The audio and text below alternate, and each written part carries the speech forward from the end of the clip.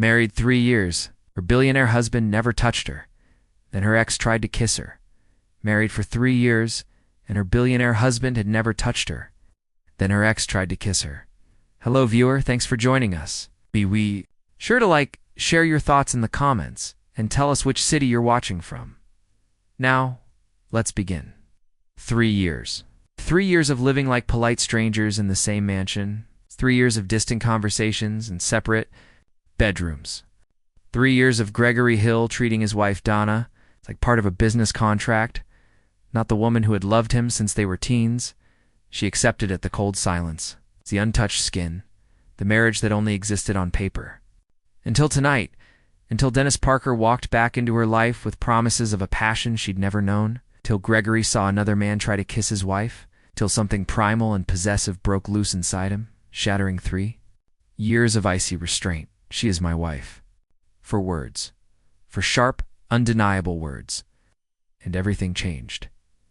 Gregory Hill's voice sliced through the hum of the charity gala like a blade through silk, as his hand clamped down on Dennis's shoulder, yanking him back before their lips could meet. Dennis stumbled, his confident grin flickering as he met Gregory's eyes.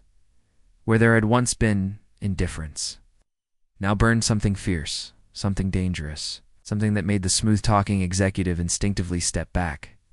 Gregory, Donna whispered, her green eyes wide with shock.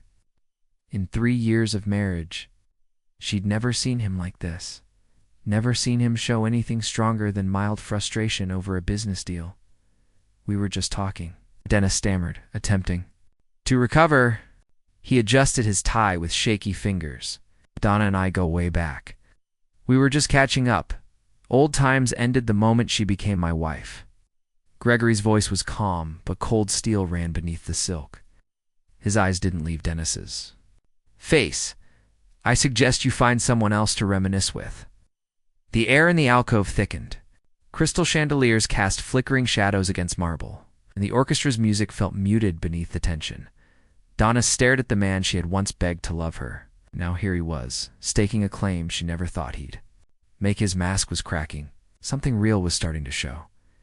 You heard him, she said quietly. Please leave us, Dennis. Dennis looked between them. His charm had evaporated. This isn't over, Donna. You know where to find me. ... When you remember what real affection feels like. He brushed past Gregory, but not without a final jab. Some cages are made of gold, but they're still cages. Gregory's jaw clenched, but he said nothing. He simply watched Dennis disappear into the glittering crowd. Then he turned to his wife. We're leaving. Donna nodded, too stunned to speak. Eyes followed them as they exited the untouchable Gregory Hill and his elegant, distant wife. Leaving early together. It would be the talk of the town for weeks. Their driver waited outside. Gregory helped her into the back seat of the Bentley with a surprising gentleness, stark contrast to the anger he'd shown minutes earlier. The partition closed, sealing them in silence. Thank you, Donna said as the car pulled away. Gregory didn't look at her. His hands were clasped tightly in his lap. You don't need to thank me for protecting what's mine.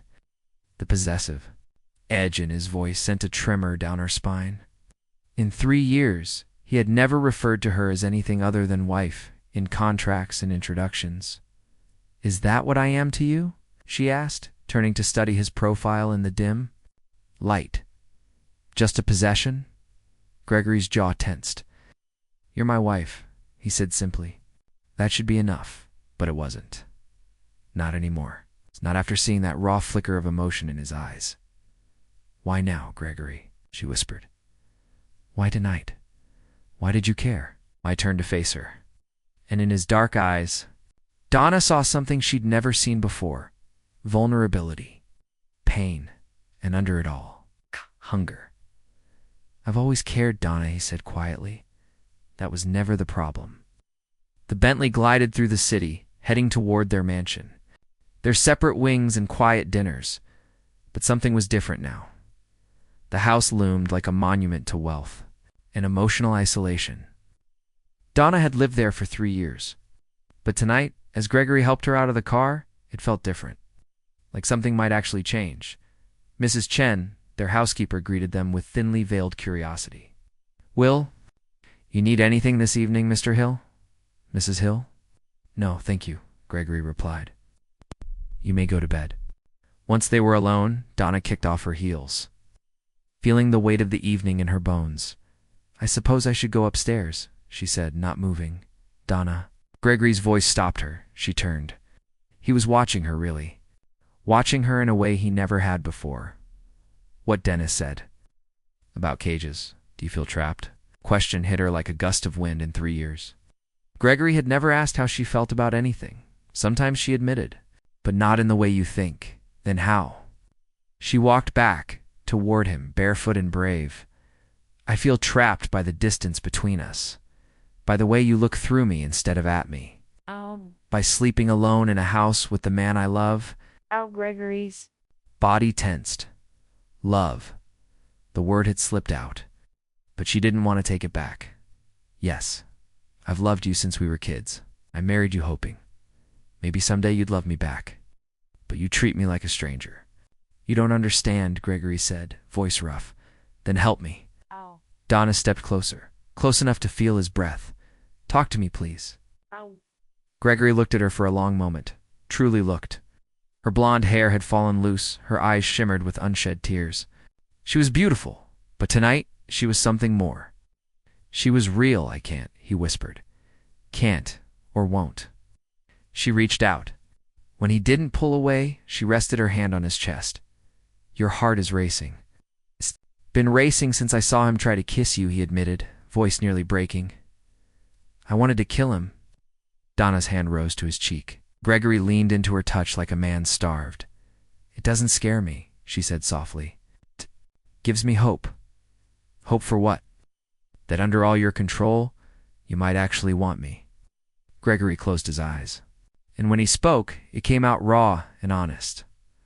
I've wanted you every day for 3 years, but wanting and having are different. Why? Because I destroy the people I love. Her heart cracked. Gregory, what happened to you? The moment passed. He stepped away. It's late. You should rest. She nodded, picking up her heels. Good night, Gregory. Good night, Donna. She was halfway up the stairs when his voice stopped her again. Donna. Yes, I'm glad you didn't let him kiss you. A smile tugged at her lips. So am I. That night, Donna lay awake, replaying every word, every look. Gregory's voice echoed in her thoughts. I've wanted you every day for 3 years. A soft knock broke the silence. It was past midnight. Come in, she said quietly.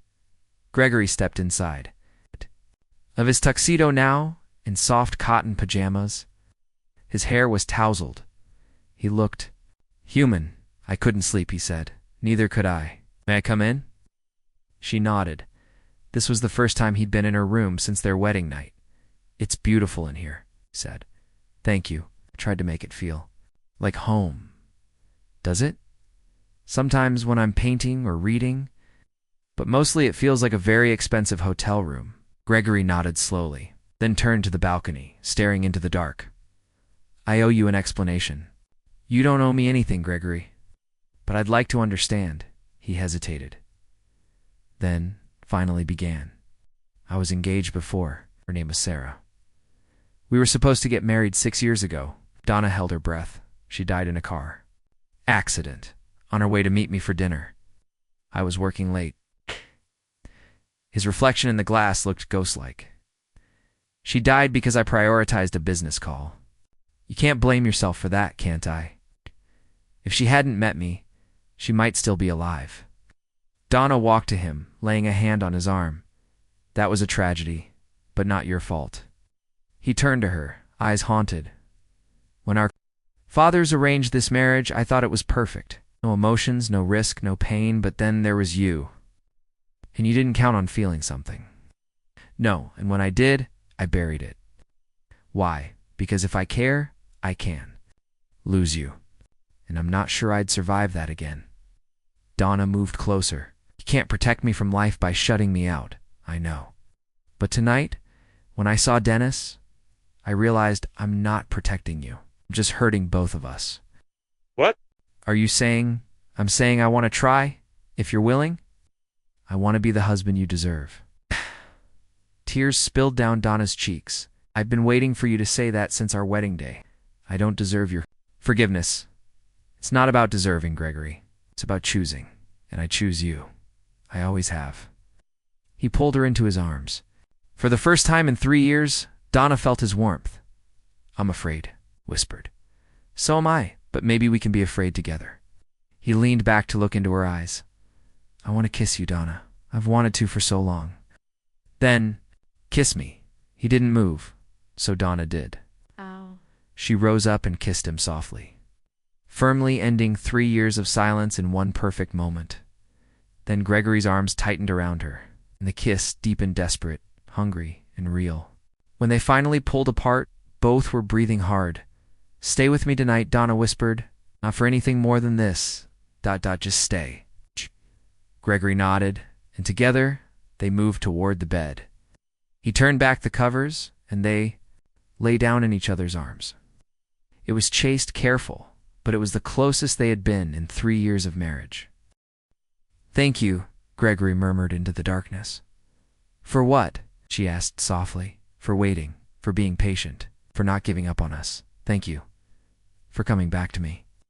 As Donna drifted to sleep in her husband's arms for the first time since their wedding night, she thought of Dennis Parker's words at the gala. Some cages are made of gold, but they're still cages. He was wrong. This wasn't a cage. This was a door opening. She woke to golden sunlight pouring through the windows and the warm scent of coffee and bacon drifting up from the kitchen. For a moment, she was disoriented. Then she remembered Gregory, the gala. The kiss. She reached for him, but his side of the bed was cold and empty. Had she dreamed it? Then she saw it, a single white rose on the pillow beside hers.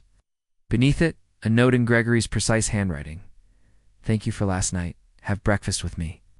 Donna smiled, pressing the rose to her lips. It hadn't been a dream.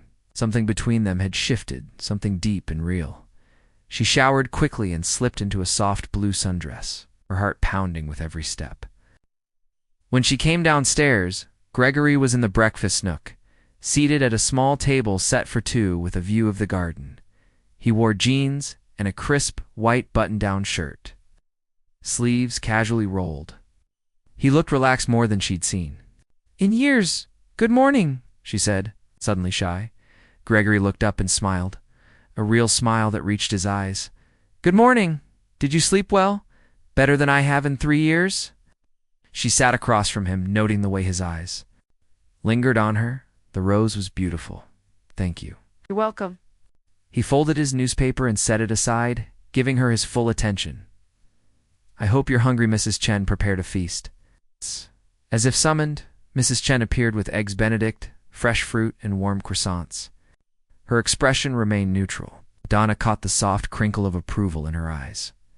Thank you, Mrs. Chen. This looks wonderful. You're welcome, Mrs. Hill. It's nice to see you both together. When they were alone again, Gregory poured Donna coffee from the silver pot, adding cream and sugar just how she liked it. You remember how I take my coffee? She noted. I know more about you than you think, Donna. I've been watching Evan when I wasn't participating. What else do you know? He leaned back, studying her face. I know you paint when you're sad, that you always choose blue when the sadness runs deep. I know you read romance novels on Sunday afternoons and cry at the endings, even the happy ones. I know you talk to the roses in the garden when you think no one's listening. Donna blinked, stunned. You've been watching me? I couldn't help it. You're magnetic. Even when I tried to stay away, I found myself searching for you. Then why did you stay away? Gregory's face grew serious. Looking and wanting are safe. Acting on those feelings? That's not. And now I'm trying to find the courage to be unsafe.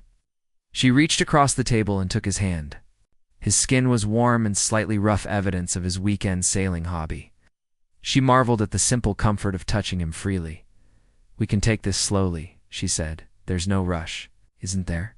He countered gently. We've already lost 3 years, Donna. How many more do we have to waste? His urgency surprised her. Gregory, we have time, do we? He asked. You're 35. I'm 40, if we want children. If we want a real family.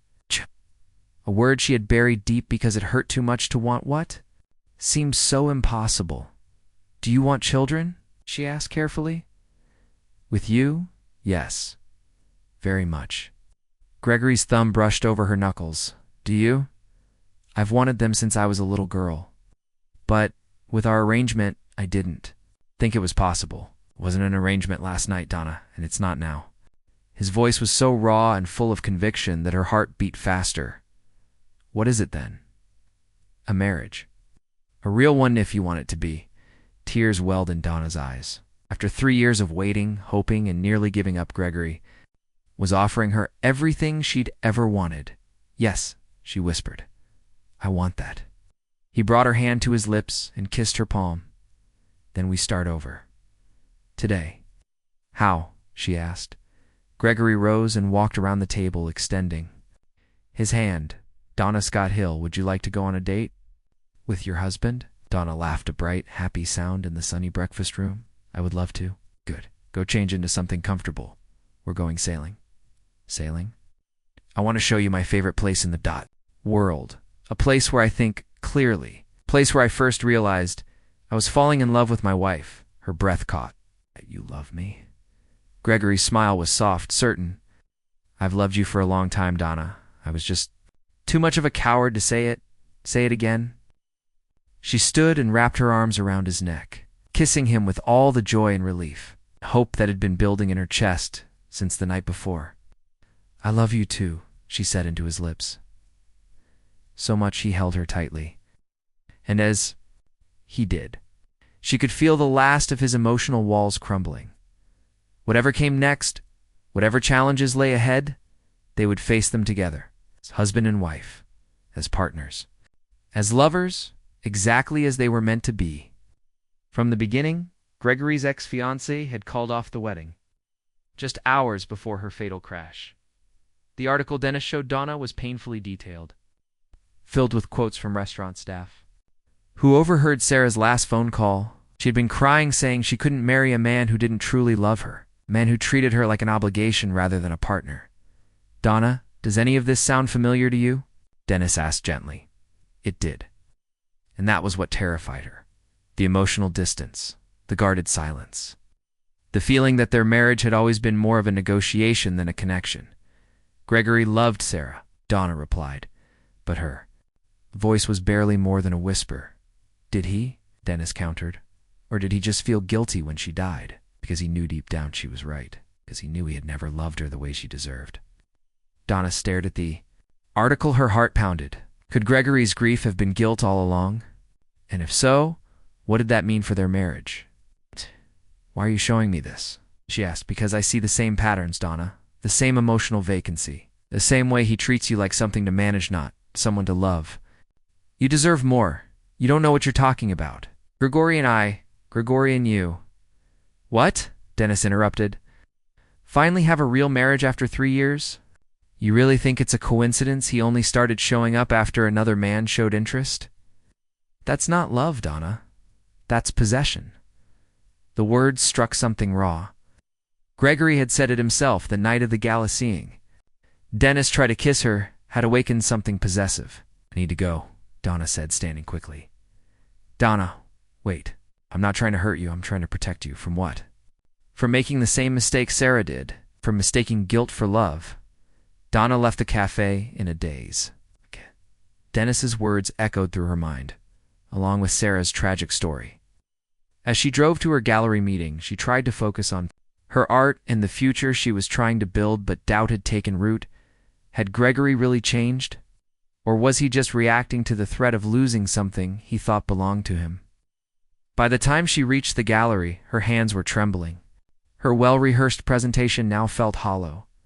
Was their new happiness built on love? Or on guilt? The meeting was a disaster. Donna stumbled through her explanation of her work themes of isolation and longing that had consumed her for the last 3 years, but her thoughts kept drifting back to Sarah and Dennis. Are you feeling? All right, Mrs. Scott, asked Miranda Kelly, the gallery director. It's Mrs. Hill, Donna corrected automatically, then paused. Why did that correction feel so strange? I'm sorry, she said. I'm just having a difficult morning. Maybe we should reschedule. Your work deserves your full attention, Miranda said kindly. And so do you. Donna nodded, quickly gathering her things. As she got back into her car, a text from Gregory lit up her screen. Meeting finished early. Looking forward to lunch. Love you. A message that would have made her smile that morning now filled her with unease. Did he love her? Or was he just protecting his investment?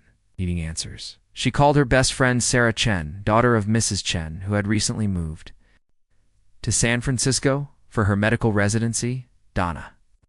This is a surprise. How are things with Gregory? I'm not sure, Donna confessed. And before she knew it, everything came pouring out. Dennis, the articles, the doubts. You're taking advice from your ex-boyfriend who tried to kiss you in public, Sarah exclaimed. Donna, please. That's so obviously manipulative. What if he's right? What if Gregory only wants me now because someone else showed interest? Then ask Gregory. Directly. Don't take your cues from someone with clear ulterior motives. You're right, Donna sighed. I need to talk to him. Do it with an open mind, Sarah advised. Listen to Gregory, not Dennis.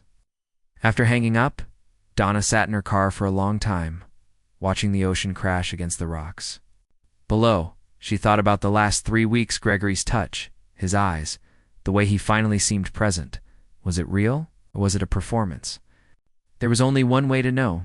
Donna arrived at Bistro Laurent, where Gregory was already waiting at their usual window seat. He stood as she approached, concern instantly darkening his features. You look upset? How did the gallery meeting go? Actually, I need to talk to you about something else. Pulled out her chair. Of course. What is it? Donna waited until their drinks were ordered, then said softly, I saw Dennis this morning. Gregory's face went rigid. I see. What did he want? He told me about Sarah. About what really happened the night she died. Gregory's hands clenched into fists. What exactly did he say? That she called off your engagement? She said she couldn't marry a man who didn't love her. She died after arguing with you. Gregory was silent so long, she wondered if he'd answer at all.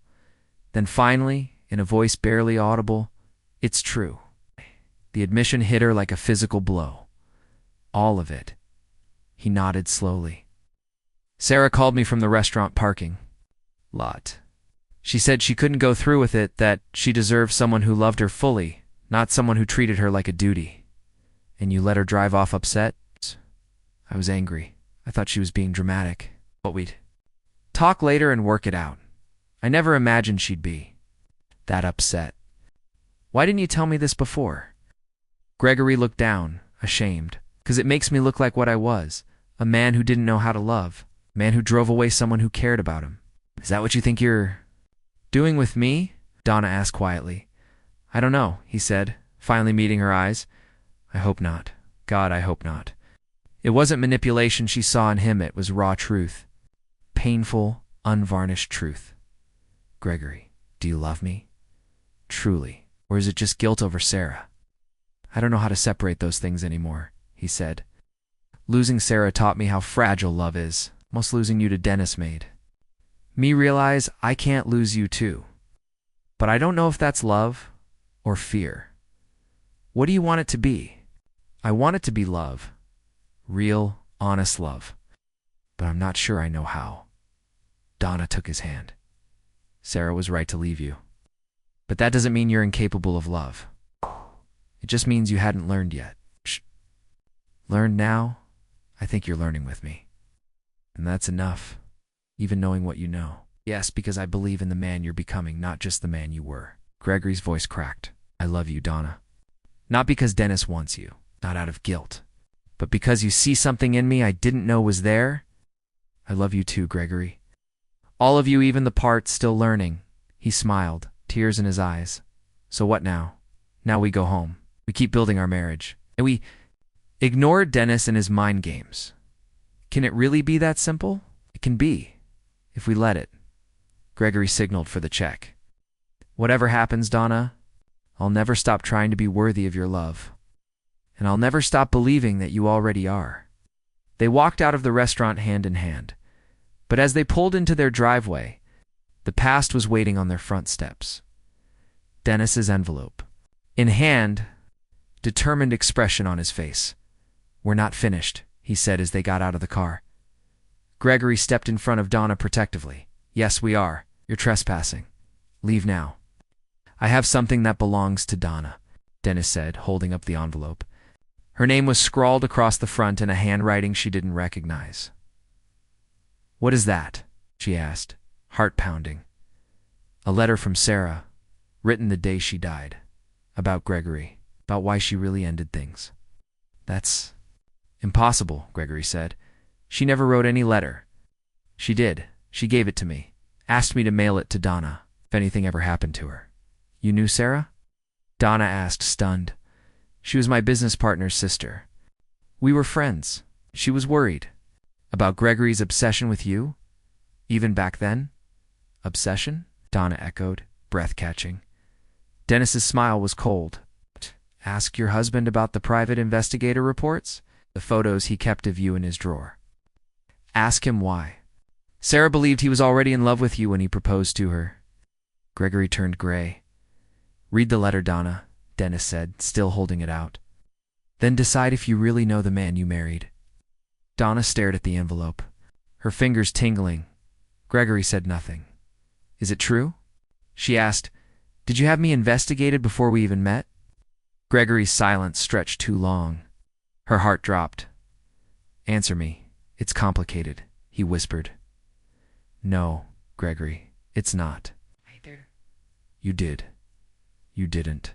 Dennis stepped closer, still offering the letter. "Take it, Donna. You deserve the truth."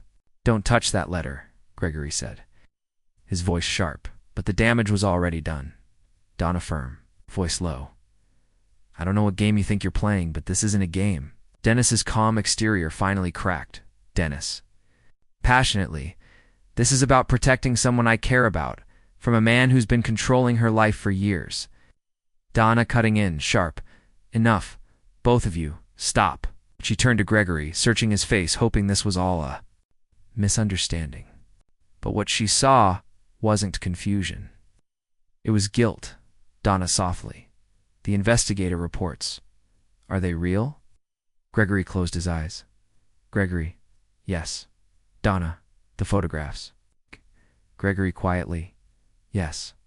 He opened his eyes, looking at her with a desperate sort of honesty. "Gregory, since your senior year, I saw you at your college art show with your parents, and I became fascinated with your work, with you." Donna felt her stomach twist. Gregory gently. "When our families arranged the marriage, I encouraged it. I pushed for it, because I knew you'd never choose me on your own." The admission landed between them like a THUND, RCLAP. Donna reached for the envelope Dennis held. Gregory, pleading. "Donna, please let me explain." "Donna, you had 3 years to explain, and 3 weeks of happiness to come clean." The envelope unfolded the letter inside. Sarah's handwriting was elegant and precise, clearly written by someone well-educated. Sarah's letter and narration, calm and haunting. "Dear Donna, if you're reading this, something has happened to me, and Dennis has kept his promise to give you this letter. I hope I'm wrong about everything. Well, someone needs to know the truth about Gregory Hill. We were engaged for 8 months. In that time, I discovered disturbing things about the man I thought I loved. He keeps dozens of photographs of you in his drawer taken over several years. He has files, reports, notes about your life, your friends, your art, even your dating history. When I confronted him, he admitted it. Told me our families were arranging a marriage between you and him. He was ... excited in a way that scared me. He spoke of you like you were something he owned. That's when I realized he never loved me. I was just passing time while he waited for you. What I thought was emotional distance was actually love that belonged to someone else. I can't marry a man who's already in love with another woman. Even if she doesn't know it. I'm calling off the engagement tonight. I pray Gregory finds the courage to love honestly, but I fear his obsession with you will never allow that. If you do marry him, please be careful. What he feels for you isn't love. It's possession. I hope I'm wrong. I hope you never read this letter. If you do, know someone tried to warn you. With concern, Sarah Mitchell Donna read it again. Every word sank like stone into her chest. When she looked up, both men were watching her. Donna barely above a whisper. Is it true? All of it. Gregory looked like a man walking toward a firing squad. Gregory, the facts. Yes, but Sarah misunderstood my intentions. Donna coldly. Did she? Because this letter sounds a lot like what you told me, that you pushed for our marriage because you wanted me. Gregory, I did. I was drawn to you, but it wasn't unhealthy. I thought if I could learn more about you, I'd know how to approach you, how to love you right, Donna quietly. So you had me followed, investigated, watched, without my knowledge, without consent. Gregory rushing. I thought if I understood you who you why could make the marriage work. Donna. Sharply. A marriage I had no choice in. My father's company was collapsing, and you knew it. You knew I couldn't say no. Gregory, I helped your father to help you. Donn, a fuming. No. You helped him so I'd be forced to marry. You? That's not help, Gregory. That's manipulation. He flinched. Gregory, because I loved you. I've always loved you. Donna, you don't love me. You love a fantasy. A version of me you built from years of watching. She stepped forward, challenging him. Donna, what's my favorite book? Gregory blinked. Gregory, I don't. Donna cutting in. Exactly. You know what coffee I drink, where I shop, what brushes I use, but not my dreams, my fears? Soul, these last 3 weeks, you were finally meeting the woman you married, not the woman you obsessed over? Dennis stepped forward. Dennis, Donna, come with me. You don't have to stay. Donna resolute. I'm not going anywhere with either. Of you, they both froze. Donna, this isn't just about Gregory. It's about 2 men who thought they knew what's best for me, without ever asking what I want. She turned to Gregory. Donna, you orchestrated my entire life. And Dennis, you've been using this to try to win me back. Neither of you ever. Just ask me how I feel. Gregory softly. Then tell us. What do you want? Donna looked at him, truly looked. Donna, I want the truth. No more lies. No more secrets. No more letters from the dead. Gregory, if I tell you everything, my feelings, my mistakes, what then? Donna, then we start over, with all the truth. If I walk away, it'll be because I chose to. Gregory nodded slowly. Gregory, you deserve that. Donna to Dennis. Thank you for the letter, but this is my marriage, my decision. Please don't contact me again. Dennis looked like he wanted to argue, but her eyes told him not to. Dennis quietly. If you ever need anything, Donna, I won't. He left. Donna. And Gregory stood in their driveway, the letter trembling in her hands. The silence between them was full of fear and possibility. Gregory, where do we go from here? Donna, inside. And then, you tell me everything. From the beginning. They sat in Gregory's study, a room Donna had barely entered. Now, it felt like stepping into a stranger's world. His desk faced the garden where she painted each morning. Of course it did. Donna, show me. Gregory hesitated, then opened the bottom drawer. He pulled out a thick folder and handed it to her. Inside were photos, files, detailed reports, images of her walking to class, at art fairs, laughing with friends. Even some taken at her parents' house during holidays. Donna numbly. Since college. Been watching me this whole time? Gregory, not watching. Hired people too. Donna cutting in. That makes it worse. She flipped through the reports, her life. Her privacy laid bare for him to analyze and dissect. Donna hollow. You even had Dennis investigated? Gregory, I wanted to know who mattered to you. Donna set the folder down, her expression unreadable. Donna. This isn't love. It's obsession. It's stalking. It's Gregory quietly. I never interfered, never approached. I just waited. I thought, if we married, you'd get to know me. Maybe even care for me. Donna? And if I didn't? His silence said it all. She walked to the bookshelf, needing space. Donna, what really happened with Sarah? Gregory, looking out the window. She found the photos, the files. Confronted me. Admitted I had feelings for someone else. She ended the engagement. Donna. And then? Gregory, voice low. She drove off. Angry. Distraught. And she died. Donna. Was it your fault? Gregory. I wasn't behind the wheel, but I caused her pain. I've carried that guilt every day since. Donna, and kept me at arm's length. Because of it, Gregory, I was afraid. If I loved you openly, something bad would happen again. Donna, it wasn't your love that hurt Sarah. It was your lies. She turned to face him. Donna, you lied to her. You lied to me. You built our life on fantasy and fear. Gregory, but these last few weeks, Donna, have been beautiful. But they've also been a lie. Gregory took a breath, eyes searching hers. Gregory, can we fix it? Donna didn't answer right away. She looked down at the letter, then back at him. Donna, that depends on what happens next. Donna. How can I trust anything you say when I'm only now discovering the truth about how our marriage began? Gregory stepped toward her, then froze when she instinctively moved back. Gregory, what can I do? How can I prove to you that my feelings are real? Donna, I don't know if you can. The words hung between them like a sentence neither dared to speak aloud.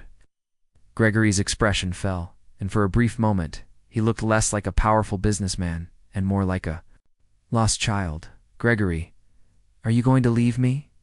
Donna looked at the man she'd loved, trusted, and given herself to just the night before. The man who, without her knowledge, had been watching her, manipulating parts of her life for years. Donna, I don't know, she said honestly.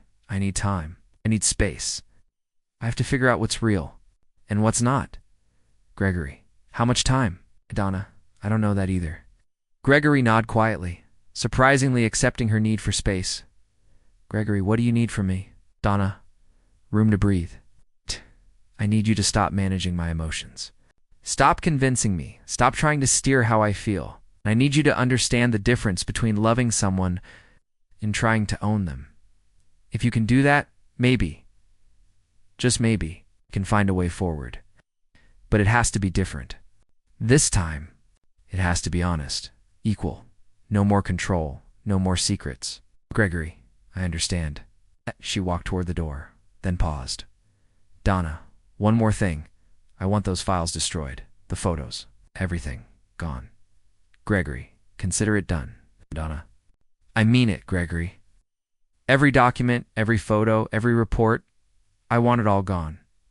Gregory, they'll be gone by tomorrow. Donna nodded and walked out of the study, feeling like she was stepping away from the wreckage of a life she no longer recognized. As she climbed the stairs, she realized for the first time in 3 years, she had no idea what came next. Future that had seemed so secure that morning now felt uncertain, but it was her decision now, and that mattered. Whatever happened between them, it would be real this time, not rooted in lies. Over the next week, Donna stayed in the guest room, needing physical distance while she sorted through her thoughts. Gregory respected her space, though she sometimes caught glimpses of him watching from the shadows windows, always thinking she wouldn't notice. The irony didn't escape her. Even now, after everything, he was still watching her. Mrs. Chen brought her meals and fresh flowers daily, treating the situation with the calm of someone who had spent decades in wealthy households. She never asked questions. But Donna sometimes caught a flicker of quiet concern in the older woman's eyes. On Thursday morning, Donna was painting in the sunroom when Gregory appeared in the doorway. Gregory, I destroyed everything. Donna looked. Up from her canvas, his eyes were tired, dark circles under them. His shirt was wrinkled, his hands burned. Gregory, every photograph, every report. I burned them last night with my own hands. She could see the small blisters on his fingers. Donna, thank you. Gregory stepped in slowly, as though afraid she might bolt. Gregory, your painting. It's different. Donna glanced at it, The canvas was darker than usual. Shadows, uncertainty. Donna, painting how I feel, lost, hurt, confused. But also, she paused, searching. Donna, maybe hopeful. I'm not sure yet. Gregory stepped closer, studying it. Gregory, there's still light, even in the darkness. You always paint light, even when you think you're painting shadows, Donna. I hadn't noticed. Gregory, it's one of the things He stopped. One of the things I admired over the years. Though, that probably sounds more like surveillance than admiration. She set down her brush and looked at him. Donna, when you were watching me all those years, what did you think you were seeing? Gregory, someone extraordinary. Someone alive in ways I wasn't. Donna, and now. He paused. Gregory, now I see someone stronger than I ever gave credit for. Someone who won't settle for less. Someone brave. Enough to demand truth even when it hurts. Donna, do you still think you love me? Gregory, I know I do. But I also know I loved you selfishly. And that's not love, not really. Donna turned to face him fully. Donna, what would fair look like to you? Gregory, a real choice. Not one between poverty and marriage. Not between staying and facing Dennis. A true choice about whether you want to be with me. On your terms. Reached into his jacket and pulled out papers. Gregory, divorce papers. Clean. No contest. You get half of everything. The house. The assets. Your father's company stays safe no matter what. Donna stared, stunned. Donna, you're giving me a divorce? Gregory, I'm giving you the option. What you choose is up to you. Donna, and if I choose to stay? Gregory, then we start over. No business arrangement, no manipulation. Just two people choosing each other. Donna, how do I know you've changed? That this isn't another strategy? Gregory, you don't. You'll have to judge me by what I do next. That honesty surprised her more than any apology could. Donna, I need more time. Gregory, take all the time you need. The papers will still be valid. He turned to leave, then looked back. Gregory, Donna, whatever you decide. I want you to know that the last 3 weeks were the happiest of my life. Not because I got what I wanted, but because I finally understood what love really is. He left. Donna sat in silence, staring at the divorce papers. For the first time since her wedding day, she was free to choose. That night, as she read in, the library, Mrs. Chen knocked. Mr. Shin, Mrs. Hill, a gentleman is here. Says it's urgent. Donna, tell Mr. Parker I'm not available. Mr. Parker. Ma'am, it's not Mr. Parker, ma'am. It's someone else. Says he has information about Mr. Parker that you need to know. Donna, curious and tense, followed her to the front. Door. A man in his 30s stood there, nervous. James, Mrs. Hill. I'm James Morrison. Used to be Dennis Parker's business partner. Donna, what can I do for you? James, it's what I need to tell you about Dennis, about why he really came into your life. They sat in the living room. James fidgeted with his hat, nervous. James, we ran a marketing firm. Until 6 months ago. That's when I found out. Dennis was embezzling. When I confronted him, he cleaned us out and disappeared. Donna, what does this have to do with me? James, Dennis is broke, worse than broke. He owes people, dangerous people. He needed fast money. Husband remembered something I told him years ago during a night of drinking. He looked at her, James. Sarah Mitchell was my sister, not Dennis's partner's sister, mine. And she never wrote that letter. He forged it. Donna froze. James, he used Sarah's name to plant doubt, so you'd leave your husband, he thought. If he could make you fall for him, marry him. You'd get your money. Donna, the letter was fake. James, completely. Sister didn't even know your husband. And I know it wasn't her handwriting. Sarah was left-handed. The letter was written by a right-handed person. Donna, why tell me this now? James, because Dennis is dangerous when desperate. And because Sarah would never want her memory used. To hurt someone. Donna, where is he now? James, I don't know. But if he contacts you again, please call the police. When James left, Donna sat frozen in shock.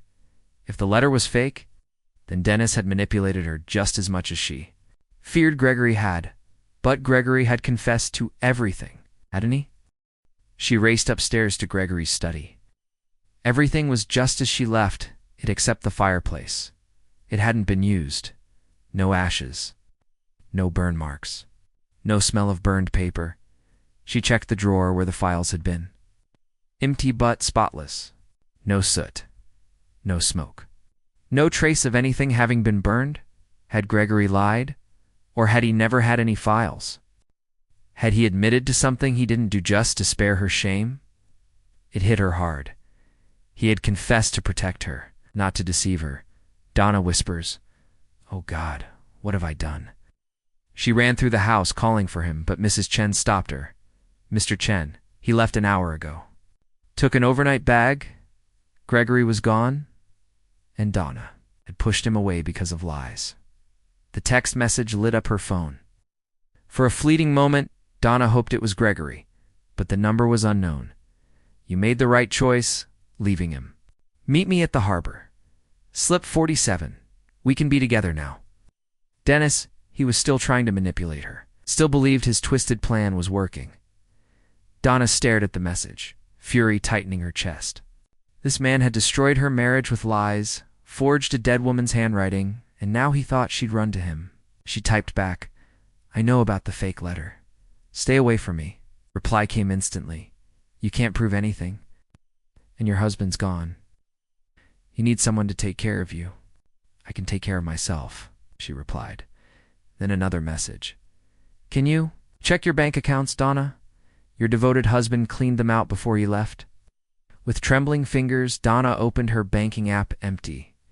Every account, her personal checking, the joint account with Gregory, even her trust fund dash drained. Another message appeared. "He took everything and ran. But I'm still here, still willing to help you start over." Donna stared at her screen, stunned. Had Gregory really taken the money? Had everything been a lie? Unless he hadn't done it. Unless Dennis had somehow hacked into her accounts then. Framed Gregory. But how would Dennis have gotten her banking information? And then it hit her. Slowly, horrifyingly, he'd dated her in college. He knew her social security number, her mother's maiden name, the answers to every bank security question, and, as a marketing professional, he'd know how to manipulate not just people but systems. That bastard. She whispered. Her phone rang. "Dennis, what do you want?" She snapped, answering. "To help you, Donna. You're alone now. You need someone who actually cares. You mean someone who's been stealing from me?" "I don't know what you're talking about." "The bank accounts, Dennis. You drained them. Then tried to blame Gregory. Your husband took that money, not me." "Why would I steal from someone I want to be with?" "'Cause you're desperate, in debt, and dangerous." Silence. "I spoke to James Morrison," Donna said coldly. "I know about the embezzlement, the fake letter, all of it." James. "Morrison is a liar. He's trying to ruin my reputation, is he? Or are you just a con man who targeted a wealthy, unhappy woman?" "Donna, you're confused? Gregory's the one who manipulated you." "My husband never manipulated me." "You did. With fake sympathy and lies. You can't prove any of this." "I can prove the letter was fake. James can testify. His sister never wrote it. And I'm betting the police will find how you accessed my accounts." "You wouldn't call the police? Try me?" She hung up and called 911. Dennis Parker was about to find out just how wrong he'd been. But before anything else, she had to find Gregory. She had to make this right. Police took her statement. Identity theft, bank fraud, a forged letter. All of it. Detective Maria Santos, a sharp-eyed woman in her 40s, listened carefully. "We'll need the original letter for handwriting analysis," she said. "And we'd like to speak to James Morrison as well." "What about my husband?" Donna asked. "Dennis is trying to make it look like Gregory took the money. We'll need to speak to him too," the detective replied. "Do you know where he is?" "No. He left earlier today with an overnight bag. I haven't been able to reach him." Detective Santos jotted it all down. "We need to rule him out as a suspect, Mrs. Hill. You understand he wouldn't steal from me?" "Hope you're right." When the police left, Donna sat in the quiet of the house, mind racing. She called Gregory's office, his assistant said. He had canceled all his meetings, didn't say where he was going. She tried his phone, straight to voicemail. Mrs. Chen appeared. In the doorway with a cup of tea. Perhaps he went sailing, ma'am. He often does when he needs time to think. Of course, the yacht their place of peace, new beginnings. Donna grabbed her keys and sped to the marina. The sun was setting as she arrived, casting gold and crimson across the water, just like that. Perfect afternoon on the island, but slip 12 was empty. Excuse me? She called to a man on a nearby boat. The yacht usually docked in slip 12 due, you know, when it left. Couple hours ago, he replied. Guy looked pretty upset. Grigori, gone out to sea, with no way to reach him, no signal that far from shore. She walked to the edge of the dock, staring out at the fading horizon. Please come back, she whispered. Please let me make this right. Her phone buzzed again, still at the harbor. Slip 47 is right behind you. Donna turned. Dennis stood at the end of the dock, smiling, but there was nothing kind in his eyes. I told you to stay away, she said, and I told you you need someone to take care of you. He stepped closer. Your husband's gone. Your dog. Money's gone, and you're all alone. The police know everything, Dennis. The letter, the theft. They're coming for you. Are they? He said with a smirk. Investigations take time, and I've covered my tracks. Plenty of time for us to disappear. Donna backed up, but she was almost out of dock. Behind her, nothing but water. I'm not going anywhere with you. Yes, you are, or I ruined Gregory's name. I still have everything, fake reports, emails. I'll destroy his reputation if I can't have. You're insane. I'm practical. And you're worth a lot of money, Donna. Money I need. He stepped closer. She saw the wildness in his eyes. James Morrison was right. Dennis was dangerous. Help, she screamed. Help me. But no one heard. The dock was empty. Dennis lunged and grabbed her. Stop fighting. Donna, this will be easier if you just cooperate. Let go of me. She struggled, but his grip was like steel. He began dragging her toward a small motorboat. We're going on a little trip, he hissed. Somewhere private. I'd rather die. It can be arranged. The threat turned her blood too. Ice suddenly dashed, an engine roared. A spotlight cut across the harbor, and a voice thundered from the dark. Let her go, Parker. Gregory. The Sarah's grace surged into view, slicing through the night like an avenging angel. Right on time, Dennis snarled. I was counting on him showing up. He reached into his coat. A gun, Gregory. He has a gun. Donna screamed. But Gregory was already moving, guiding the yacht expertly alongside the dock. He leaped across the gap, charging straight at them. Let her go. Dennis raised the gun. Stay back or I'll shoot. Gregory's voice was like steel. If you hurt her, I will spend every dollar and every breath making sure you regret it. You think I care? I have nothing left to lose, which makes you more dangerous. That's why I brought backup. Police sirens echoed, drawing closer. You called the cops? Dennis yelled, panic rising. My wife did. About everything. It is his. Hands shook. The gun wavered. This isn't how it was supposed to go. Let her go, Dennis. Walk away, maybe they'll go easy. Walk away to what? Prison? Debts? Death? That's not our problem. You made this mess. The sirens were close now. Donna looked him in the eyes. Please, don't make this worse. For a moment, something human flickered in his eyes. I really did care about you. In college, the part was real. No, she said softly. But this isn't love. It's desperation. Police lights flooded the dock. LAPD, drop your weapon. Dennis froze. Then he turned back to Donna. If I can't have you, he won't either. He raised the gun, but Donna moved first. She slammed her body into his arm. Just as the trigger clicked, the shot rang out. Dennis stumbled, then fell backward into the water. Donna collapsed into Gregory's arms, both of them trembling. Are you hurt? He asked, checking her. I'm fine, are you? You saved my life. Detective Santos appeared as officers pulled a sputtering Dennis from the water. "Are you both all right?" she asked. "Yes," Gregory replied. "But you'll want to hear what Parker's been up to." They gave their statements, and when the chaos cleared, Donna and Gregory sat on a bench overlooking the waves. "I'm sorry," she whispered. "For believing his lies? For not trusting you?" Gregory was quiet. "I did lie, Donna. Not about obsession, but about the money. I didn't steal it, but I did move it. 2 offshore accounts. To protect it from Parker, I was going to tell. You tonight? You moved our money to protect it?" After I realized he was more dangerous than I thought. "Then what about the text?" Gregory showed her his phone.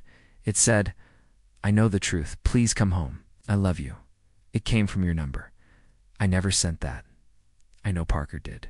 Trying to lure me? But it brought me back." Just in time. Donna leaned against him, tears in her eyes. "So we're both innocent, both victims. It appears so. And the divorce papers, they're still valid. But I hope you'll tear them up instead." Donna looked at him seriously. "Gregory, one question. And I need the truth. Always. Did you ever watch me? Investigate me? Without my knowledge? Never. I saw you once at an art show in college.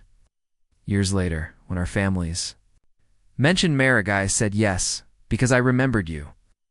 But it never followed you, never stalked you. Everything Parker said was a lie. And Sarah, we were engaged because it was expected. It's not love. She left because we weren't a good match. Her death was an accident, nothing to do with me. Then why did you confess? Because I thought you already believed it. And I didn't want you to feel foolish. I wanted to carry the blame." Donna shook her head in disbelief. "You took responsibility for something you didn't do. To protect me. I would do anything to protect you.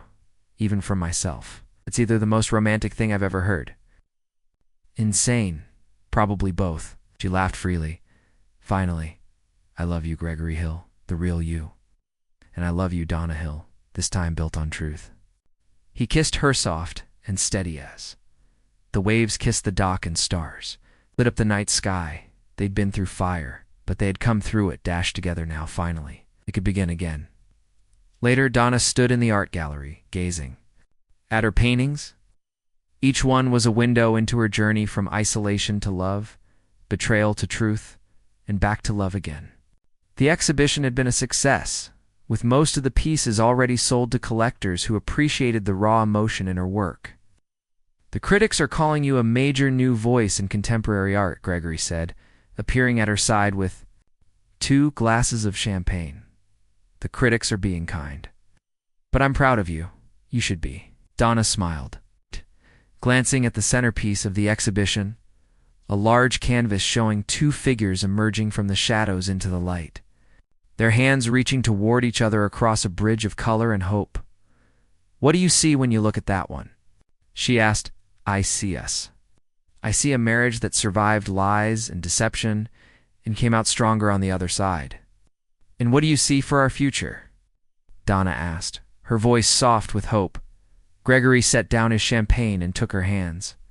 "In his, I see whatever we choose to build together, based on truth, based on choice, based on real love, not fantasy." "Good answer." Donna laughed, then kissed him, tasting the champagne and the endless possibilities between them, around them. The gallery hummed with conversation and appreciation. But all Donna could focus on was the man in her arms. A young reporter approached with a notebook and camera. "Could I ask you about the inspiration behind your work? Of course, the paintings seem to tell a story of transformation. Can you talk about what changed in your life to inspire this collection?" What? Donna looked at Gregory, who nodded. "Encouragingly, I learned the difference between being loved and being possessed, between being watched and being seen, between a relationship built on fantasy and one built on truth." "And which do you have now?" the reporter asked. "Truth," Donna said firmly. "Finally, beautifully, completely. Truth." After the reporter left, Gregory pulled her close again. "Any regrets?" he asked, his tone serious. "About what?" Donna asked. a little puzzled. About staying, about giving us another chance, about not signing those divorce papers? Donna paused, considering the question deeply. Regret that we lost time to deception and fear. I regret that Dennis was able to manipulate us both. But I don't regret fighting for us. I don't regret choosing love over safety even though it was messy, complicated, and painful, especially because it was all of those things. What made it real? Gregory smiled, then spun her around in the middle of the gallery. Both of them laughed as other guests turned to watch the artist celebrating with her husband. What was that for? Donna asked when he finally set her down. For being brave enough to love me? For being strong enough to demand the truth? For being wise enough to know the difference between real love and counterfeit love? Now for teaching me that love isn't about owning someone, controlling them, or watching them from a distance. It's about standing beside them and facing the world together. Gregory Hill, you're getting dangerously romantic in your old age. I'm not old. You're 41, that's not old. It's older than you by 6 years. You love me anyway. I do, more than I ever thought possible. Right. They stayed at the gallery until closing, celebrating Donna's success and their hard-won happiness.